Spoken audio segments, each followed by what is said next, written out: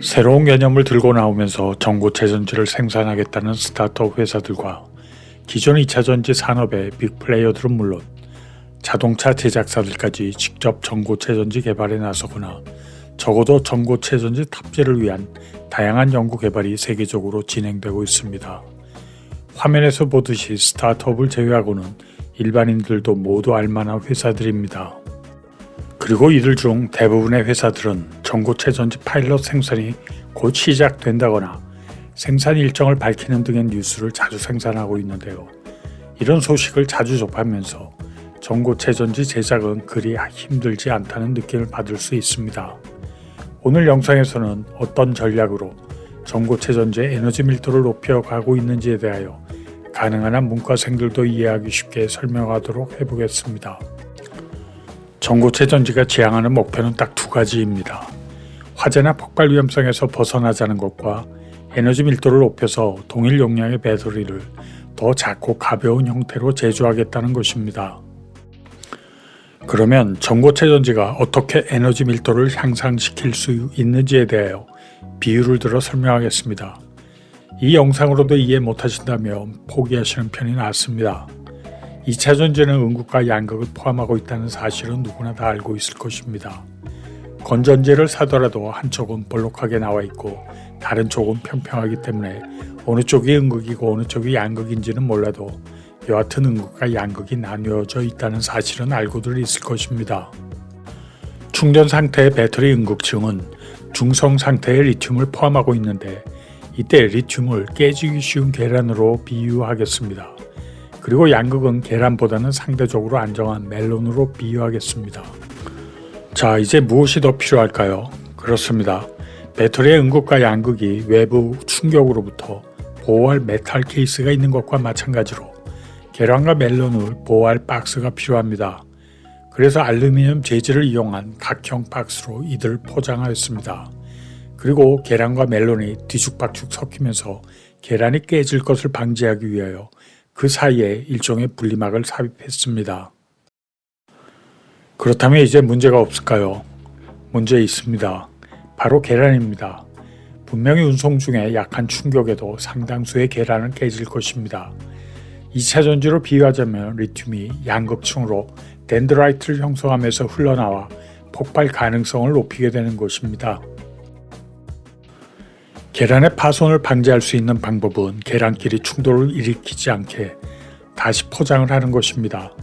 예를 들자면 내부에 스펀지 재질로 되어 있는 조그맣고 단단한 박스 내부에 다시 계란을 하나씩 포장해 주게 된다면 계란의 파손 위험성은 극히 낮아지게 됩니다. 그런데요, 계란은 박스가 외부에 아주 강한 충격에 노출되지 않는 한 깨질 위험은 줄어들었으나 문제는 계란을 포장하기 위한 박스가 차지하는 무게와 부피가 있기 때문에 계란과 멜론을 담은 박스 전체의 무게와 부피가 증가할 수밖에 없습니다. 즉, 계란을 다시 안전하게 포장한 박스는 그렇지 않은 박스에 비하여 무게도 더 나가고 부피도 더 커지게 되며 만약 박스의 무게나 부피를 동일하게 놓는다면 그 내부에는 상대적으로 적은 양의 계란과 멜론이 담겨 있게 됩니다. 박스의 크기를 동일하게 제작하면 계란을 재포장한 오른쪽 박스에는 상대적으로 적은 양의 계란과 멜론을 담을 수밖에 없습니다. 동일한 무게 혹은 동일한 부피를 갖는 박스 내부에 계란과 멜론의 밀도가 낮아지는 것이라고 말할 수 있습니다. 흔히들 전고체 전지는 에너지 밀도가 높다고 말하는데요.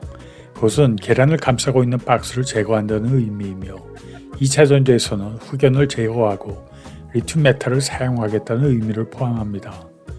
흑연을 제거하고 음극을 구성하면 흑연이 차지하고 있던 부피와 무게를 감소시킬 수 있으며 그만큼 에너지 밀도를 높일 수 있기 때문입니다. 가장 기본적인 개념을 이해하셨으니 이제는 비유가 아닌 실제 구성을 가지고 이야기를 이어나가겠습니다. 대충 봐도 느낄 수 있듯이 음극층에서 흑연만을 제거하더라도 2차 전지의 에너지 밀도는 증가합니다. 전지 내부에서 흑연이 차지하던 부피와 무게가 감소하고 그 대신 부피가 작으면서도 무게가 10분의 1 정도에 불과한 리튬 메탈이 음극층을 구성하기 때문입니다. 그런데요, 기존의 리튬이온 2차 전지에서 흑연이 차지하는 비중은 16% 이하에 불과합니다. 물론 흑연을 제거한 전고체 전지의 전체 부피가 감소가 되고 그에 따라 전고체 전지를 감싸고 있는 금속 캔의 부피와 무게도 감소하므로 그 효과는 16%보다는 높아지지만 일반적으로 회자되고 있는 전고체 전지의 에너지 밀도에 도달하기에는 낮은 수치입니다. 그렇다면 전고체 전지의 에너지 밀도를 높이기 위한 다음 단계로 넘어가겠습니다. 양극재 조성의 에너지 밀도를 높이는 것도 기술적으로 충분히 가능한 방법입니다. 테슬라가 사용하는 최신 2차 전지들은 니켈 함량이 약 80%가량 되는데요.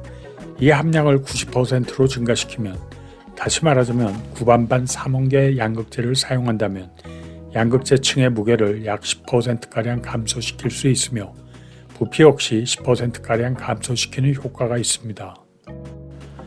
이미 많은 양극재 관련 회사들이 구반반의 개발을 완료했으나 니켈 함량이 증가할수록 양극재의 안정성이 떨어져서 기존 2차 전지에서의 적용을 보수적으로 접근했었습니다. 반면 전고체 전지는 화재 위험성이 제로에 가까우므로 구반반 적용에 제한 사항은 사라지게 됩니다.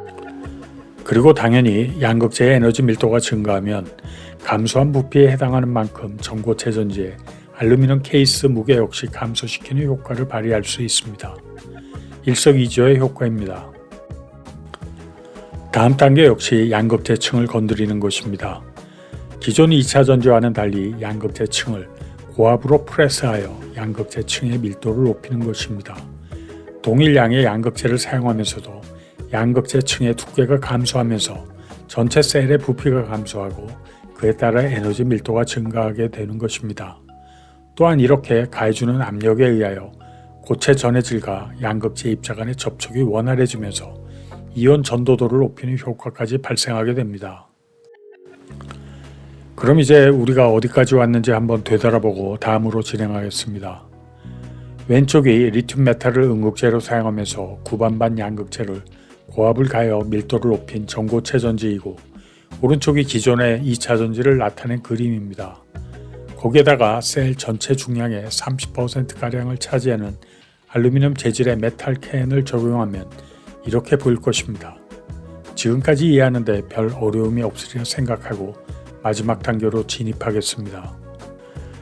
마지막 단계로 전고체 전지의 에너지 밀도를 높이는 방법은 대표적 탄산 음료인 코카콜라를 예로 들어 설명하면 이해하기 쉬울 것입니다. 여기 페트병에 담긴 두 가지 크기의 코카콜라가 있습니다. 왼쪽에 큰 용기에 담겨있는 콜라의 양은 2kg이고 오른쪽에 작은 용기에 담겨있는 콜라의 양은 500g이라고 가정하겠습니다. 만약 크기를 불문하고 2kg의 콜라를 구매하려고 할 때 왼쪽 것을 산다면 1개면 되고 오른쪽 것을 산다면 4개를 사면 되겠죠. 두 경우 모두 콜라의 양은 2kg으로 동일하지만 총 무게는 서로 다르게 됩니다. 차지하는 부피 역시 소형 페트병을 사용할 경우 증가하게 됩니다. 이유는 간단합니다. 500g의 콜라를 4개 작은 페트병에 각각 나누어 포장할 경우 페트병 무게가 더 나가기 때문입니다. 게다가 소형 용기의 경우 병 마개까지 4개에 달하기 때문입니다. 2차 전지도 마찬가지입니다. 적은 셀을 여러 개 만들어서 연결하는 것보다 큰 셀 하나를 만드는 것이 에너지 밀도가 높은 2차 전지를 제조하는 또 하나의 방법이 되는 것이며 동일한 이유로 테슬라가 기존의 2170 포맷에 비하여 에너지 밀도가 16% 증가한 4680 포맷에 집착하고 있는 이유 중에 하나도 거기에 있습니다. 영상 속의 사진은 팩토리얼이라고 하는 전고체 전지 관련 스타트업 회사에서 공개한 것인데요. 그들 주장은 100Ah 용량에 해당하는 전고체 전지 시제품을 제작했다는 내용입니다. 100Ah 용량이면 테슬라의 4680에 비하여 4배 이상의 용량에 달하는 것이므로 에너지 밀도는 다시 크게 증가시킬 수 있게 되는 것입니다. 결국 앞에서 예로 든 몇 가지 핵심적 기술을 집약하여 현재 수준보다 거의 2배인 500Wh/kg에 육박하는 에너지 밀도를 갖는 전고체 전지가 탄생하게 되는 것입니다. 다음 영상에서는 그렇다면 현대는 전고체 전지를 어떤 기술을 사용하고 개발하고 있는지, 그들의 특허 내용을 통하여 알아보겠습니다. 구독과 알림 설정하여 다음 영상을 놓치지 마시기 바랍니다. 안녕히 계십시오.